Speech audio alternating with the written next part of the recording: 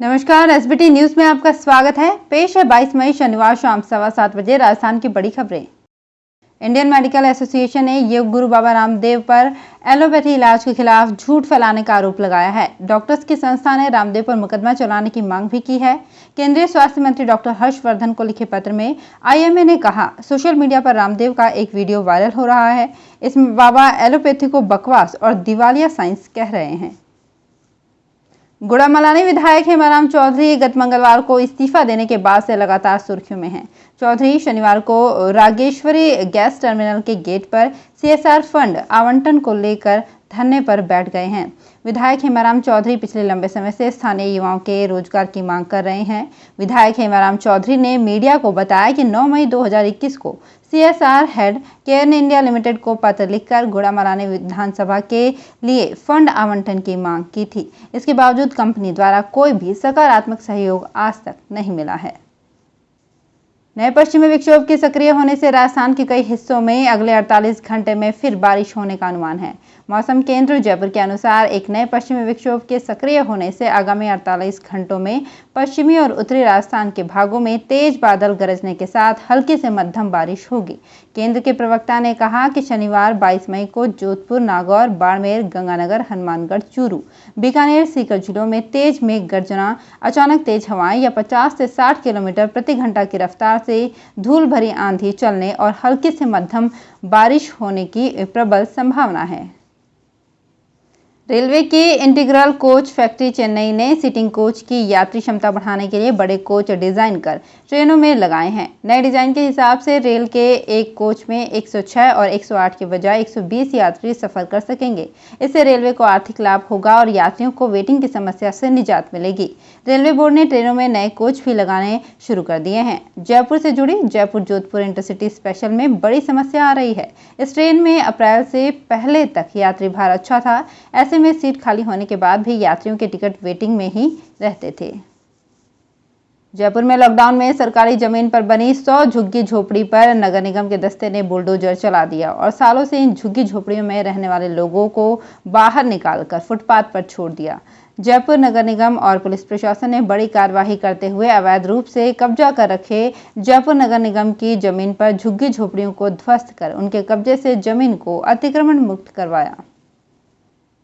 Paediatric multisystem inflammatory syndrome या multisystem inflammatory syndrome in children के बढ़ते मामले चिंता का कारण बन रहे हैं। बच्चों में बढ़ रहे ये केस मल्टी ऑर्गन को इफेक्ट कर रहे हैं। जेके लोन अस्पताल के वरिष्ठ बाल रोग विशेषज्ञ डॉक्टर अशोक गुप्ता का कहना है कि ये बीमारी खासतौर पर कोरोना वायरस से जूझ रहे बच्चों में होती है। इसके लक्षण भी बहुत कुछ कोविड-19 जैसे हैं। राजस्थान की राजधानी जयपुर में लॉकडाउन का शनिवार को 12वां दिन है। यहां लॉकडाउन का असर भी देखने को मिला। अब कोरोना संक्रमण केस कम होने लगे हैं। अब संक्रमित मरीजों की तुलना में रिकवर मरीज दोगुने होने लगे हैं। पिछले करीब 36 दिनों बाद पॉजिटिव केस 1300 से कम आए। इस बीच शनिवार को वीकेंड कर्फ्यू पर शहर में बाजार पूरी तरह से बंद रहे। इससे लोगों की सड़कों पर आवाजाही काफी कम रही और सड़कों पर सन्नाटा पसरा रहा। शहर में पुलिस की नाकाबंदी जारी है। एक तरफ यातायात पुलिस सड़कों पर बेवजह वाहन दौड़ाने वाले वाहन चालकों पर कार्यवाही कर रही है।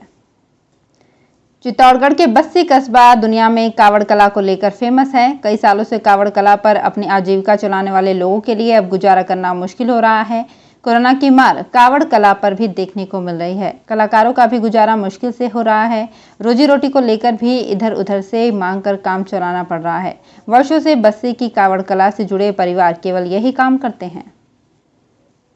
कोरोना के चलते मेडिकल डायरी बनाने से वंचित रहे रिटायर्ड कर्मचारियों को अब कोषाध्यक्ष के सर्टिफिकेट के आधार पर treasury officer provisional medical diary जारी कर सकेंगे। इसमें भी सबसे अच्छी बात यह है कि जिन कर्मचारियों की पेंशन शुरू नहीं हुई है उनकी भी जिला कोषाधिकारी कार्यालय अध्यक्ष द्वारा निर्धारित प्रपत्र में जारी प्रमाण पत्र के आधार पर प्रोविजनल मेडिकल डायरी जारी कर सकेंगे। कोरोना संकट काल में जहां कांग्रेस और भाजपा की गतिविधियां जोर शोर से चल रही है, तो वहीं अब आम आदमी पार्टी भी सेवा कार्यों के जरिए सक्रिय दिखाई देने लगी है। इसी क्रम में आम आदमी पार्टी के प्रदेश प्रभारी और सांसद संजय सिंह ने प्रदेश संगठन के कार्यकर्ताओं से राजस्थान की गहलोत सरकार पर दिल्ली की केजरीवाल सरकार की तर्ज पर कोरोना पीड़ित परिवारों को मदद करने का दबाव बनाने के निर्देश दिए हैं। बाड़मेर के गुड़ामलानी से कांग्रेस के वरिष्ठ विधायक हेमाराम चौधरी ने भले ही अपने विधानसभा क्षेत्र में विकास के कामकाज नहीं होने से आहत होकर अपने विधायक पद से इस्तीफा दिया हो, लेकिन कांग्रेस के सियासी गलियारों में इसे प्रेशर पॉलिटिक्स के तौर पर देखा जा रहा है। कांग्रेस गलियारों में भी इस बात की चर्चा है।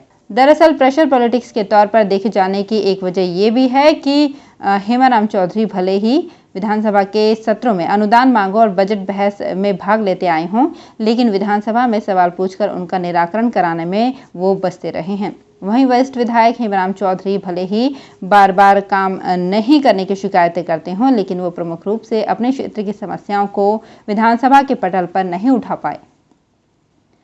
दौसा के लालसोट शहर व ग्रामीण इलाकों में लॉकडाउन की पालना को लेकर पुलिस की क्यूआरटी टीम का दस्ता भी लालसोट पहुंच गया। इस मौके पर क्यूआरटी के जवानों ने लालसोट एसडीएम गोपाल जांगीर की अगुवाई में लालसोट शहर के साथ कई गांवों में फ्लैग मार्च किया। टीम ने बस स्टैंड, अशोक सर्किल, झरंडा चौक, सराफा बाजार, कोथुन रोड और न्यू कॉलोनी में फ्लैग मार्च किया। सीकर जिले के पाटन इलाके के नाथूवाला गांव के 2 युवकों को कछुए के कारोबार में लाखों के फायदे का सपना दिखाकर 4 लाख रुपए ठग लिए गए। वारदात के बाद पुलिस ने एक आरोपी को गिरफ्तार कर लिया। यह आरोपी इससे पहले भी थाना इलाके में ही ऐसी ही वारदात को अंजाम देकर 7 लाख रुपए की राशि ठग चुका है। गिरफ्तार आरोपी डोकन के पास स्थित नाथूवाला गाँव का किशन लाल बावरिया है।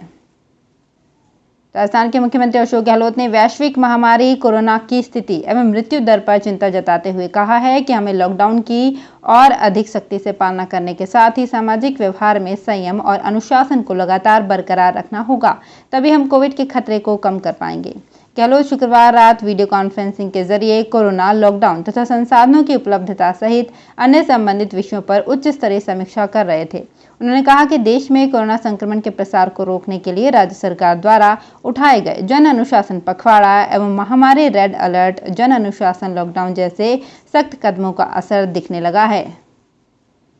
बाड़मेर जिले में कोरोना की तीसरी लहर बच्चों पर नजर गड़ाए हुए है। सुनकर ही कलेजा कांप गया है। तैयारियां अभी से नहीं हुई तो सच मानिए दूसरी लहर से भी ज्यादा घिरे हुए होंगे। बात जिगर के टुकड़ों की है। प्रशासन, शासन अभी से सचेत हो जाएं और व्यवस्थाओं को दुरुस्त कर लें, वरना बाद में हाथ पांव फुलाकर ये कहना कि ऑक्सीजन नहीं है, इंजेक्शन नहीं है, भामाशाह तलाशो और इधर से उधर से दौड़ना सब मुश्किल होगा।